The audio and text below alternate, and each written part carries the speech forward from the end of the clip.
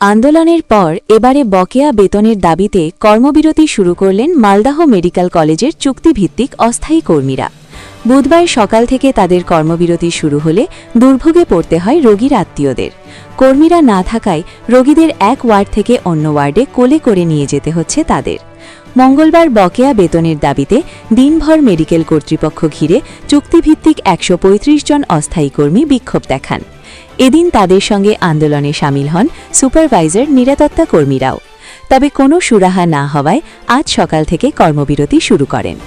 জানা গিয়েছে ঠিকাদার সংস্থার মাধ্যমে তারা নিয়োগ হন। ৫ মাস ধরে তারা বেতন পাচ্ছেন না। সমস্যা মেটানোর চেষ্টা করছেন মেডিকেল কলেজ কর্তৃপক্ষ। কাল থেকে দেখা যাচ্ছে আন্দোলন। কাল থেকে আমরা একইভাবে আন্দোলন চালিয়ে যাচ্ছি। আমাদের কোনো 5 মাসের বেতনের কোনো সুরাহা এখন অবধি আমরা পাইনি। প্লাস পিএফ, ইএসআই, আমাদের উপরে মেয়েদের উপরে টর্চার হচ্ছে। এখানে যে কাউকে যে বেতনের কথা বলতে যাচ্ছে, এখানে সুপারভাইজার বলে কেউ আরমান কোম্পানির এসে এখানে কাজ করছেন অফিসে। আমরা যদি বলতে যাই যে আমরা বেতন পাচ্ছি না, সেই ক্ষেত্রে আমাদেরকে 10 দিন অনিশ্চয়ভাবে বসিয়ে দেওয়া হচ্ছে। এক্সট্রা থ্রেট দেওয়া হচ্ছে যে তোমরা মেয়ে মানুষ, তোমরা বাড়ি যেতে পারবে তো। এইভাবে আমরা দুশ্চিন্তার মধ্য দিয়ে রাতের বেলা বাড়ি যাচ্ছি। ভয় কাজ করছে আমাদের মনে। আমাদের বাড়িতেও বাচ্চা আছে, মা বাবা আছে। এইভাবে যদি আমরা থ্রেটিং হই তাহলে আমরা কিভাবে কাজ করব? বেতন তো কোনো সুরাহা হলো না। কালকে এমএসবিপি আমাদের আজ অবধি এখন অবধি সুরাহা দেয়নি। তাই আজকে আমরা সুইপার থেকে শুরু করে, সিকিউরিটি থেকে শুরু করে, সিডিএস স্টাফ থেকে শুরু করে আমরা সবাই একত্রিত হয়ে এসে এই ময়দানে আজকে বসেছি। কতক্ষণ চলবে?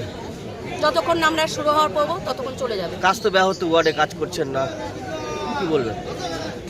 কাজ তো বন্ধ রেখে আন্দোলনে বসেছেন, যাতে এখন আমরা পেটের খিদার এসে বসতে বাধ্য হয়েছি। কি নাম আপনার? রূপা বিশ্বাস। আজকে আমরা হচ্ছে সুপারভাইজার সবাই এসেছি। 9 তারিখে আমাদের সুইপারকে বেদম মেরেছিল।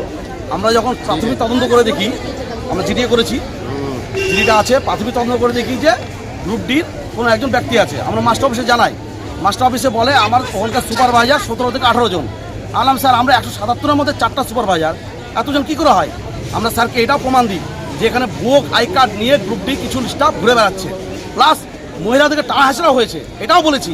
কোনো ভ্রুক্ষেপ নেই, কোনো কর্ণপাত নেই। আগামী দিনে যে আরজি করার মধ্যে একটা বড় ঘটনা হবে না, কি গ্যারান্টি আছে? এমএসবি স্যার কিছুই শুনছেন না। এমএসবি স্যার কাছে গেলে একটাই কথা বলছেন উনি, বলছে তোমরা থার্ড পার্টি, যখন বিপদে পড়ছি থার্ড পার্টি। এবার আমরা সুইপার হিসাবে যা বলছি, সব কাজ করায় আমাদের সুইপারদের দিয়ে, A to Z হসপিটালে কাজ করায়। আমরা এখনও বলছি মাতৃমাতে কাজ চলছে, মাতৃমাতে কোনো কাজ ব্যাহত হয়নি। কিছু কিছু যেগুলো দুর্বল ওয়ার্ড, সেই ওয়ার্ডে আমরা সুইপার দিইনি বা গ্রুপ ডি দেওয়া হয়নি, সেসব ওয়ার্ড বাকি আমাদের সব জায়গায় কাজ চলছে। কিন্তু যদি এমএসবি স্যার না আসে আমাদের সাথে কথা বলে, তাহলে কিন্তু আমরা বড়সড় আন্দোলনে যাবো। আচ্ছা, আমাদের বক্তব্য আচ্ছা, কাজ বন্ধ রেখে কাজ কয়েকটা ওয়ার্ড বন্ধ আছে, বাকি সব ওয়ার্ডে কাজ চলছে।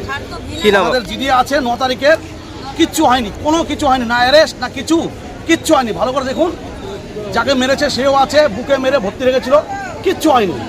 তো আমরা কীভাবে কাজ? মহিলাদের হাত ধরে টানাটানি হচ্ছে, এটা হচ্ছে, কী করে আমরা কাজ করাবো? এবার আমরা সুপারভাইজার, ওরা তো আমাদের কাছে কৈফিয়ত চাইছে।